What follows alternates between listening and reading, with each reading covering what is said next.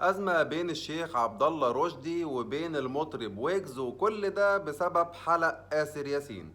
تعال أقول لك إيه اللي حصل. آسر ياسين في آخر أعماله الفنية كان طالع كده لابس حلق يعني بشكل مستفز، وكمان الموضوع بقى منتشر قوي، موضوع الرجالة الفنانين اللي بيلبسوا حلقان.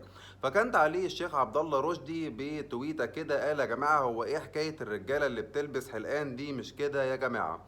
الموضوع كمان كان مستفز اكتر لما آسر ياسين طلع في اخر حفلة لويجز وبرضه كان لابس حلق. فهنا كان تعليق الشيخ عبد الله رشدي، ولكن ويجز ما عداش الموضوع كده على خير، لا راح رد كمان على التويته بتاعت الشيخ عبد الله رشدي وقال تقلق بس لو راحوا شقق مفروشه. طبعا الناس على السوشيال ميديا انقسمت لقسمين، ناس مؤيده لراي الشيخ عبد الله رشدي وبيقولوا ان ما ينفعش راجل يلبس حلق، والراي الاخر ان دي موضه وهتعدي وهتروح لحالها زيها زي اي موضه. انتوا بقى قولوا لي في كومنتات ايه رايكم في كلام الشيخ عبد الله رشدي، وايه رايكم في رد ويجز، وهل عنده حق ولا لا؟